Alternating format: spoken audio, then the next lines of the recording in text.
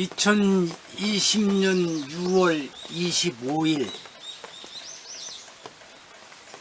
아침 6시입니다. 요즘은 참 6.25 얘기하기가 쉽지 않은 세월이 됐습니다만,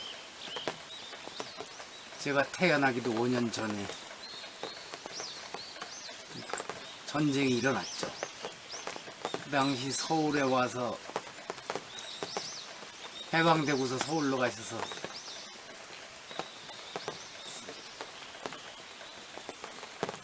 작은 사업을 시작하셨던 아버님은 제가 둘째 형까지 태어났을 적이고, 누나는 아마 어머님 거의 뱃속에 만삭이 됐을 적인데, 전쟁이 터지고 난다 해도 도배를 하고 있었답니다. 곧 끝날 줄 알고, 이게 뭐 곧 끝난다고 큰 소리를 쳤었으니까. 그러다 뒤늦게 이제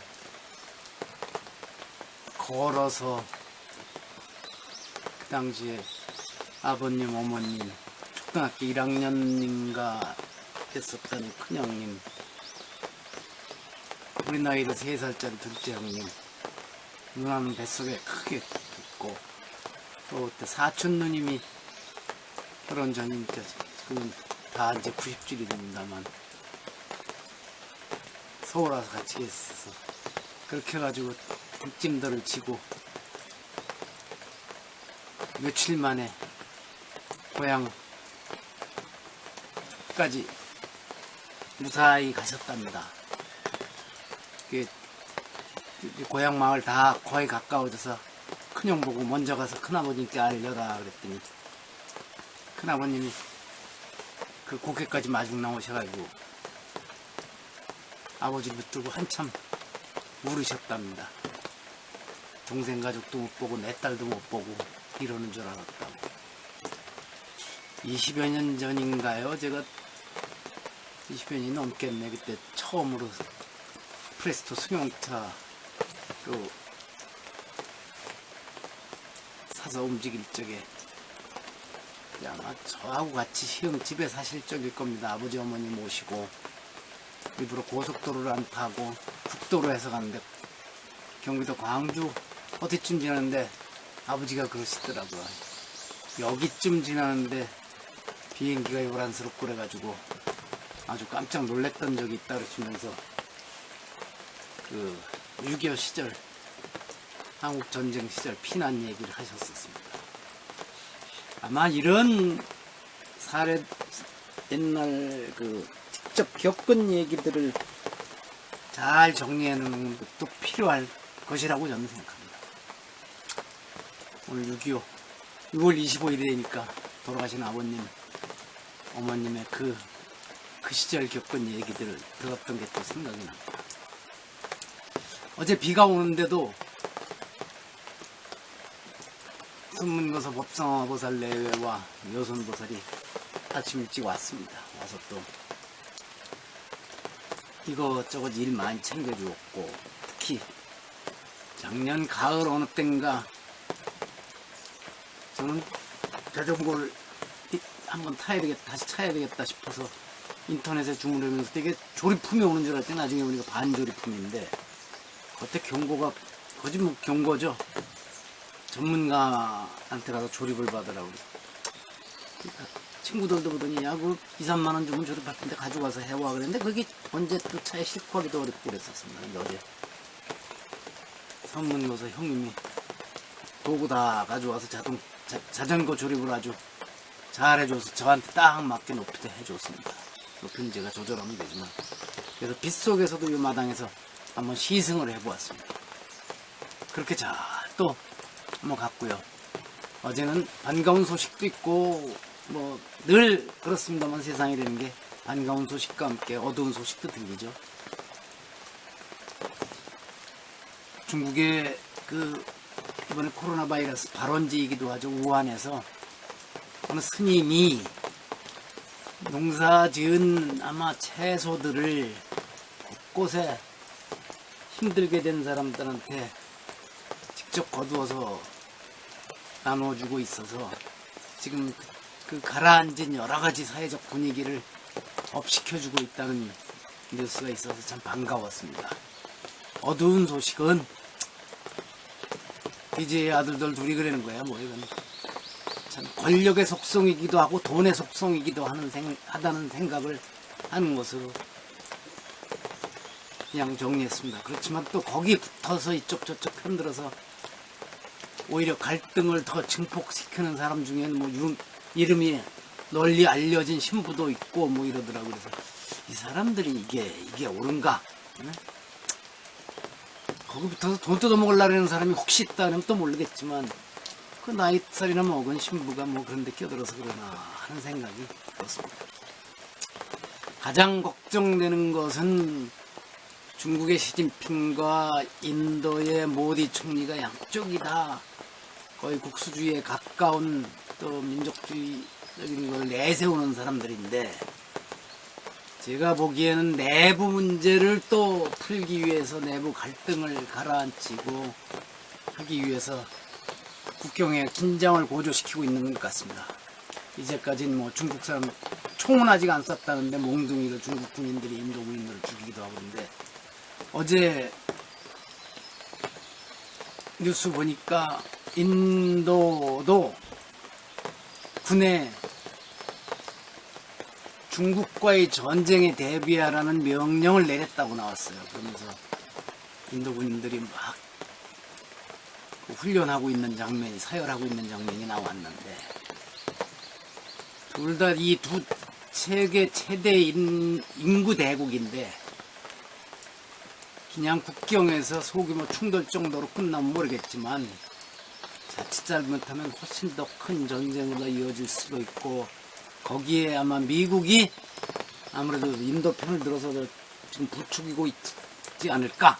중국을 견제하기 위해서 복잡하게 얽혀 돌아갈 가능성이 있습니다. 그저께서부터인가 읽기 시작한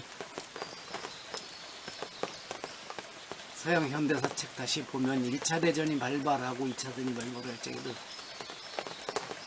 평화로울 것이다고 늘 사람들은 평화로워야지 하는 당위성과 함께 낙관론으로 전쟁이 나겠느냐 평화가 로울 것이다고 믿고 있다가 그런 일을 당했었는데 그러지 않아요. 더군다나 이제는 두 나라가 다 인구 대국일 뿐만 아니라 핵을 무장한 나라들이라 어떤 일이 생길지 참 걱정이 됩니다. 근데 고래들이 싸울 적에 새우는 실은 제가 그럽니다. 바다에서 고래들이 싸우면 새우가 왜 그 옆에 얼쩡거리냐. 새우는 이 고래 싸움에도 흔들리지 않는 어디 바위 틈새 작은 구멍에 가서 숨어있는 게 최고인데 모르겠습니다. 그럴 수 있을는지. 그 다음에 오늘 아침에도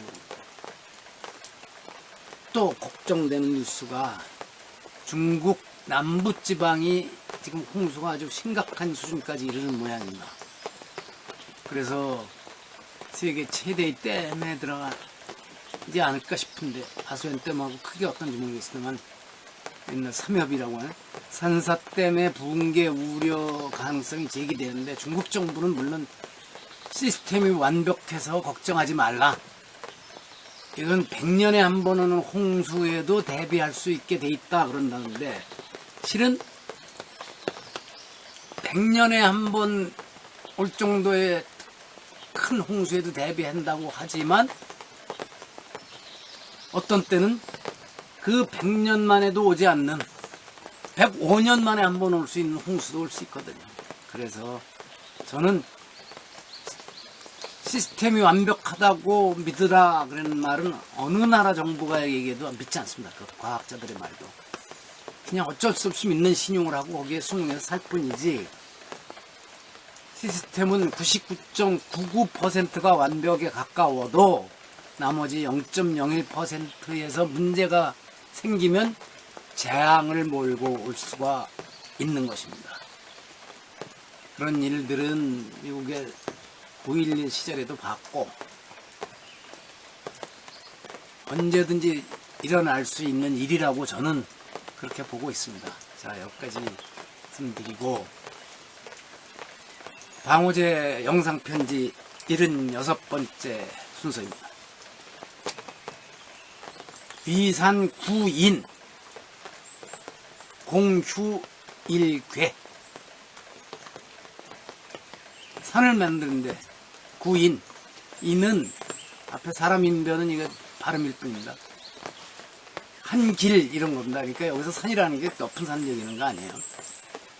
9길짜리 큰 봉우리나 산을 만드는데 공이 휴, 이지럴 휴질 휴자죠. 이지러진다. 그냥 사라진다. 무너진다. 뭐 때문에? 일괴. 괴짝 괴입니다. 삼태기 괴입니다. 삼태기.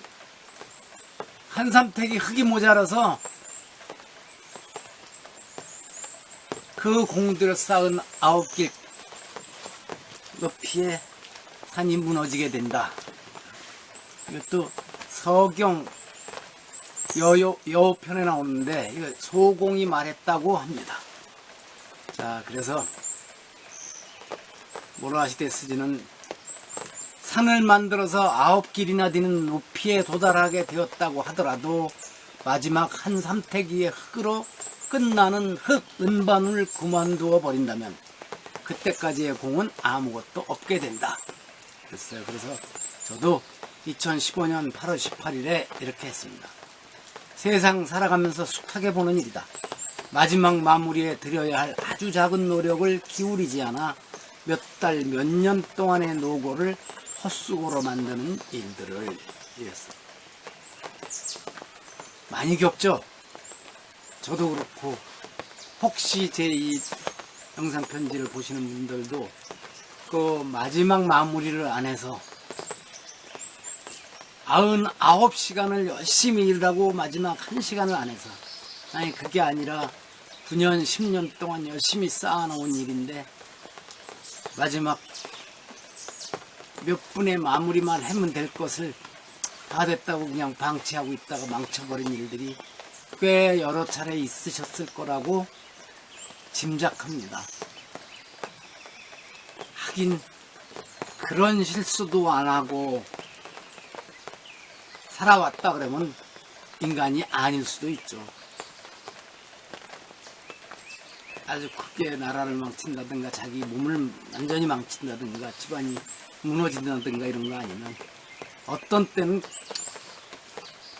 마지막 마무리를 잘못해서 일을 실패하고 이런 경우도 겪는 게 인간일 것이고 그것이 더 크게 일을 망치는 것을 미리 예방해 줄 수도 모릅니다. 그렇지만 늘 마지막 요 한삼태기 흙 에 각별한 신경을 써야 할 것입니다. 저도 요즘 이리저리 살피면서 가끔 이런 실수를 저지르고 있습니다. 오늘 이 영상 편지 하면서 덕분에 좀 더 살펴보겠습니다. 요새 잘 부르지도 못하는 노래를 제가 매일 한 곡, 거의 매일 한 곡씩 부릅니다. 근데 아침에 이렇게 목이 트이질 않아서 본래 잘 부르지도 못하는 노래다 목이 안 튀어서 그나마도 제대로 안 나오는데 그래도 또 해보겠습니다. 어제도 철학 교수님이 전화해서 아니 우리 선생님 사모님 이렇게 외롭게 힘들어 할 줄 알았더니 페이스북 보니까 늘 힘차게 살아가셔서 보기 좋다고 하더라고요. 그게 누가 보기 좋으라고 하는 거겠습니까? 제가 저한테 자꾸만 힘을 내라고 하는 것이고 실은 제가 그래서 좀 자신스럽게 살아가면 주변 사람들이 보기에도 마음을 놓을 것이고 그게 또 저한테 또 다시 자신을 줄 것이라고 저는 믿습니다. 제가 우울한 모습 보이면 주변 사람들도 저 왜 그러냐고 안타까워하고 이러면 또 그것이 저한테 반영될 것입니다. 자, 오늘은 좀 노래가 긴 노래네요. 옛날에 친구들 모여서 노래방 가서 나중에 합창으로 많이 부른 노래입니다. 해바라기가 부른 사랑으로입니다.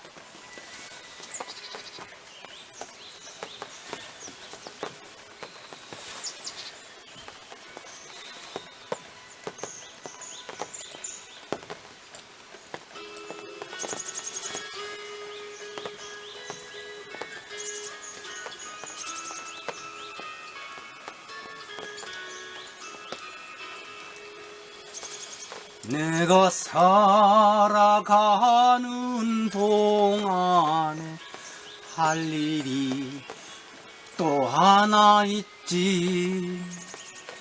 바람 부는 벌판에 서 있어도 나는 외롭지 않아.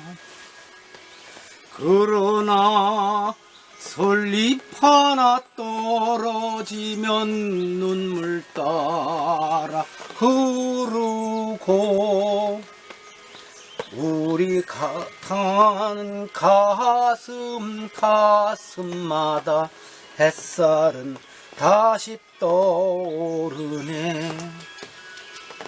아, 영원히 변치 않을 우리들의 사랑으로 어두운 곳에 손을 내밀어 밝혀주리라.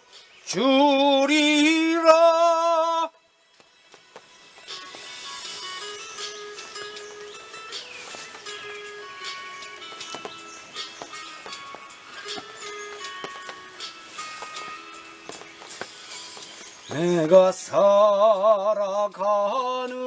동안에 할 일이 또 하나 있지. 바람 부는 벌판에 서 있어도 나는 외롭지 않아.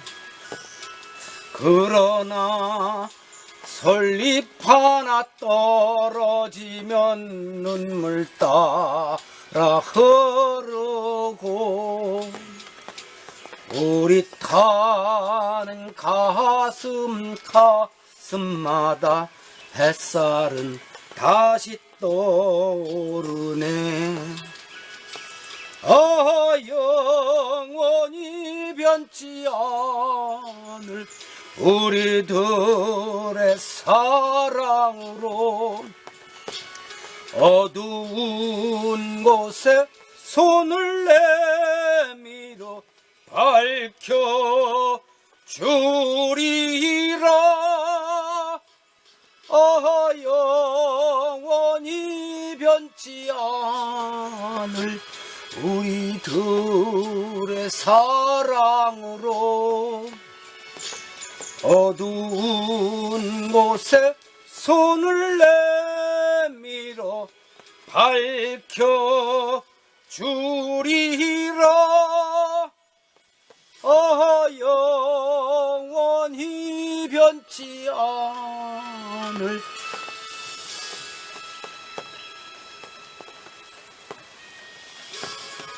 영원히 변치 않을 우리들의 사랑으로 어두운 곳에 손을 내밀어 밝혀주리라.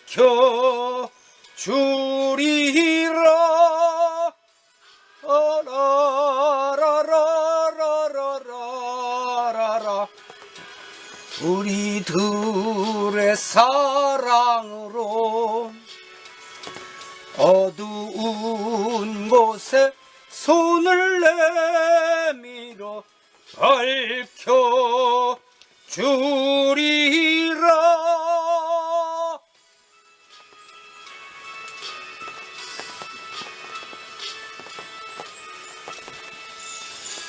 이 마지막 대목이 몇 차례 되풀이 되는 걸 잊어버리고 있다가 꼭 이렇게 엉뚱한 실수를 합니다, 제가.